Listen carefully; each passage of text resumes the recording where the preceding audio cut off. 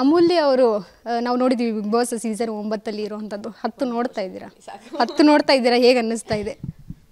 ನಾನು ನಿಜ ಹೇಳಬೇಕಂದ್ರೆ ನೋಡ್ತಿಲ್ಲ, ಯಾಕಂದರೆ ನಾನು ಶೂಟಿಂಗು ಅಲ್ಲಿ ಇಲ್ಲಿ ಟ್ರಾವೆಲ್ ಮಾಡ್ತಿರೋದ್ರಿಂದ ಸ್ವಲ್ಪ ಬ್ಯುಸಿ ಇದ್ದೀನಿ. ಅಷ್ಟು ಫಾಲೋ ಮಾಡ್ತಿಲ್ಲ ನಾನು ಬಿಗ್ ಬಾಸ್ 10ನ. ಮನೆ ಒಳಗೆ ಹೋಗಿ ಬಂದಿದ್ರಿ, ಹೇಗೆ ಅನ್ನಿಸ್ತು? ಖುಷಿ ಅನ್ನಿಸ್ತು. ನನ್ನ ಸೀಸನಿಗೆ ಹೋಗಿದ್ದೆಲ್ಲ ನೆನಪಾಯಿತು.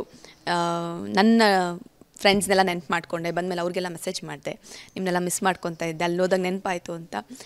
ಖುಷಿ ಅನ್ನಿಸ್ತು ಆ್ಯಕ್ಚುಲಿ. ಅಂದರೆ ಮತ್ತೆ ನನ್ನ ಸೀಸನ್ನ ನೆನಪು ಮಾಡ್ಕೊಳ್ಳೋದಕ್ಕೆ ಒಂದು ಅವಕಾಶ ಸಿಕ್ತು. ಕೊನೆಯದಾಗಿ ಸುದೀಪ್ ಸರ್ ಕೈಯಲ್ಲ 2 ಕೈ ಯಾರ್ದಿರ್ಬೋದು? ಯಾರ್ದಿದ್ರು ಖುಷಿನೇ. ಅಂದರೆ ನಾನು ಇದನ್ನ ಸುಮ್ಮನೆ ಮಾತಿಗಂತ ಹೇಳ್ತಿಲ್ಲ, ಫಾಲೋ ಮಾಡದೇ ಇರೋದ್ರಿಂದ ನಾನು ಅದ್ರ ಬಗ್ಗೆ ಕಾಮೆಂಟ್ ಮಾಡಲ್ಲ.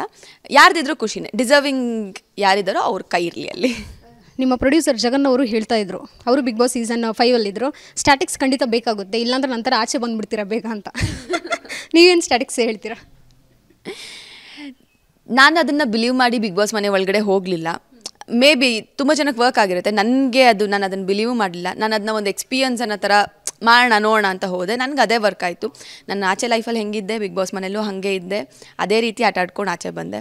ಸೊ ಐ ಥಿಂಕ್ ನನಗೆ ಅದನ್ನು ಒಂದು ಗೇಮ್ ಶೋ ಅನ್ನೋದಕ್ಕಿಂತ ಆ ಥರ ಒಂದು ಲೈಫ್ ಸಿಗೋಲ್ಲ ಎಲ್ರಿಗೂ. ಅಂದರೆ ಒಂದು ಮೊಬೈಲ್ ಇಲ್ಲದೆ, ಆಚೆ ಕನೆಕ್ಷನ್ಸ್ ಇಲ್ಲದೆ, ಒಂದು 3 ತಿಂಗಳು ಒಂದು ಕಡೆ ಇರೋದಾಗಿರ್ಬೋದು. ಆ ಥರ ಒಂದು ಲೈಫ್ ಯಾರಿಗೆ ಸಿಗುತ್ತೆ? ಯಾರಿಗೂ ಸಿಗಲ್ಲ ಹೇಳಬೇಕು ಅಂತಂದರೆ. ನಾವು ಕ್ರಿಯೇಟ್ ಮಾಡ್ಕೊಳ್ಳೋದು ತುಂಬ ಕಷ್ಟ. ಸೊ ಹಂಗೆ ಸಿಕ್ಕಿದಾಗ ಅದನ್ನು ಮಜಾ ಮಾಡಬೇಕು. ಆ್ಯಕ್ಚುಲಿ ಹೇಳಬೇಕಂದ್ರೆ ನಾವು ಇನ್ನೊಂದು ಗೇಮ್ ಹೌದು, ಬಟ್ ಆ ಥರ ಒಂದು ಗೇಮು ಇನ್ನೊಂದು ರಿಯಾಲಿಟಿ ಶೋ ಆಗಿರೋದನ್ನ ರಿಯಲ್ ಆಗಿದ್ಬಿಟ್ರೆ ಚೆನ್ನಾಗಿರತ್ತೆ ಅನಿಸುತ್ತೆ. ನಾನು ಅದನ್ನೇ ಮಾಡಿದ್ದು, ನಾನು ಅದನ್ನು ಬಿಲೀವ್ ಮಾಡ್ತೀನಿ. ಅಮೂಲ್ಯ ಅವರು ನಾವು ನೋಡಿದ್ದೀವಿ ಬಿಗ್ ಬಾಸ್ ಸೀಸನ್ 9 ಇರುವಂಥದ್ದು 10 ನೋಡ್ತಾ ಇದ್ದೀರಾ 10 ನೋಡ್ತಾ ಇದ್ದೀರಾ ಹೇಗೆ ಅನ್ನಿಸ್ತಾ ಇದೆ? ನಾನು ನಿಜ ಹೇಳಬೇಕಂದ್ರೆ ನೋಡ್ತಿಲ್ಲ, ಯಾಕಂದರೆ ನಾನು ಶೂಟಿಂಗು ಅಲ್ಲಿ ಇಲ್ಲಿ ಟ್ರಾವೆಲ್ ಮಾಡ್ತಿರೋದ್ರಿಂದ ಸ್ವಲ್ಪ ಬ್ಯುಸಿ ಇದ್ದೀನಿ. ಅಷ್ಟು ಫಾಲೋ ಮಾಡ್ತಿಲ್ಲ ನಾನು ಬಿಗ್ ಬಾಸ್ 10ನ. ಮನೆ ಒಳಗೆ ಹೋಗಿ ಬಂದಿದ್ರಿ, ಹೇಗೆ ಅನ್ನಿಸ್ತು? ಖುಷಿ ಅನ್ನಿಸ್ತು. ನನ್ನ ಸೀಸನಿಗೆ ಹೋಗಿದ್ದೆಲ್ಲ ನೆನಪಾಯಿತು. ನನ್ನ ಫ್ರೆಂಡ್ಸ್ನೆಲ್ಲ ನೆನಪು ಮಾಡಿಕೊಂಡೆ. ಬಂದಮೇಲೆ ಅವ್ರಿಗೆಲ್ಲ ಮೆಸೇಜ್ ಮಾಡಿದೆ, ನಿಮ್ಮನ್ನೆಲ್ಲ ಮಿಸ್ ಮಾಡ್ಕೊತಾ ಇದ್ದೆ, ಅಲ್ಲಿ ಹೋದಾಗ ನೆನಪಾಯಿತು ಅಂತ. ಖುಷಿ ಅನ್ನಿಸ್ತು ಆ್ಯಕ್ಚುಲಿ. ಅಂದರೆ ಮತ್ತೆ ನನ್ನ ಸೀಸನ್ನ ನೆನಪು ಮಾಡ್ಕೊಳ್ಳೋದಕ್ಕೆ ಒಂದು ಅವಕಾಶ ಸಿಕ್ತು. ಕೊನೆಯದಾಗಿ ಸುದೀಪ್ ಸರ್ ಕೈಯಲ್ಲ 2 ಕೈ ಯಾರ್ದಿರ್ಬೋದು? ಯಾರ್ದಿದ್ರು ಖುಷಿನೇ. ಅಂದರೆ ನಾನು ಇದನ್ನ ಸುಮ್ಮನೆ ಮಾತಿಗಂತ ಹೇಳ್ತಿಲ್ಲ, ಫಾಲೋ ಮಾಡದೇ ಇರೋದ್ರಿಂದ ನಾನು ಅದ್ರ ಬಗ್ಗೆ ಕಾಮೆಂಟ್ ಮಾಡಲ್ಲ. ಯಾರ್ದಿದ್ರು ಖುಷಿನೇ. ಡಿಸರ್ವಿಂಗ್ ಯಾರಿದ್ದಾರೋ ಅವ್ರ ಕೈ ಇರಲಿ ಅಲ್ಲಿ. ನಿಮ್ಮ ಪ್ರೊಡ್ಯೂಸರ್ ಜಗನ್ ಅವರು ಹೇಳ್ತಾ ಇದ್ರು, ಅವರು ಬಿಗ್ ಬಾಸ್ ಸೀಸನ್ 5 ಇದ್ರು, ಸ್ಟ್ಯಾಟಿಕ್ಸ್ ಖಂಡಿತ ಬೇಕಾಗುತ್ತೆ, ಇಲ್ಲಾಂದ್ರೆ ನಂತರ ಆಚೆ ಬಂದುಬಿಡ್ತೀರಾ ಬೇಗ ಅಂತ. ನೀವೇನು ಸ್ಟ್ಯಾಟಿಕ್ಸ್ ಹೇಳ್ತೀರಾ? ನಾನು ಅದನ್ನು ಬಿಲೀವ್ ಮಾಡಿ ಬಿಗ್ ಬಾಸ್ ಮನೆ ಒಳಗಡೆ ಹೋಗಲಿಲ್ಲ. ಮೇ ಬಿ ತುಂಬ ಜನಕ್ಕೆ ವರ್ಕ್ ಆಗಿರುತ್ತೆ, ನನಗೆ ನಾನು ಅದನ್ನು ಬಿಲೀವ್ ಮಾಡಲಿಲ್ಲ. ನಾನು ಅದನ್ನ ಒಂದು ಎಕ್ಸ್ಪೀರಿಯನ್ಸ್ ಅನ್ನೋ ಥರ ಮಾಡೋಣ ನೋಡೋಣ ಅಂತ ಹೋದೆ. ನನಗೆ ಅದೇ ವರ್ಕ್ ಆಯಿತು.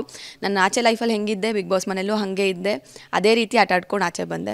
ಸೊ ಐ ಥಿಂಕ್ ನನಗೆ ಅದನ್ನು ಒಂದು ಗೇಮ್ ಶೋ ಅನ್ನೋದಕ್ಕಿಂತ ಆ ಥರ ಒಂದು ಲೈಫ್ ಸಿಗೋಲ್ಲ ಎಲ್ರಿಗೂ. ಅಂದರೆ ಒಂದು ಮೊಬೈಲ್ ಇಲ್ಲದೆ, ಆಚೆ ಕನೆಕ್ಷನ್ಸ್ ಇಲ್ಲದೆ, ಒಂದು 3 ತಿಂಗಳು ಒಂದು ಕಡೆ ಇರೋದಾಗಿರ್ಬೋದು. ಆ ಥರ ಒಂದು ಲೈಫ್ ಯಾರಿಗೆ ಸಿಗುತ್ತೆ? ಯಾರಿಗೂ ಸಿಗಲ್ಲ ಹೇಳಬೇಕು ಅಂತಂದರೆ. ನಾವು ಕ್ರಿಯೇಟ್ ಮಾಡ್ಕೊಳ್ಳೋದು ತುಂಬ ಕಷ್ಟ. ಸೊ ಹಂಗೆ ಸಿಕ್ಕಿದಾಗ ಅದನ್ನು ಮಜಾ ಮಾಡಬೇಕು. ಆ್ಯಕ್ಚುಲಿ ಹೇಳಬೇಕಂದ್ರೆ ನಾವು ಗೇಮ್ ಹೌದು, ಬಟ್ ಆ ಥರ ಒಂದು ಗೇಮು ಇನ್ನೊಂದು ರಿಯಾಲಿಟಿ ಶೋ ಆಗಿರೋದನ್ನ ರಿಯಲ್ ಆಗಿದ್ಬಿಟ್ರೆ ಚೆನ್ನಾಗಿರತ್ತೆ ಅನಿಸುತ್ತೆ. ನಾನು ಅದನ್ನೇ ಮಾಡಿದ್ದು, ನಾನು ಅದನ್ನು ಬಿಲೀವ್ ಮಾಡ್ತೀನಿ.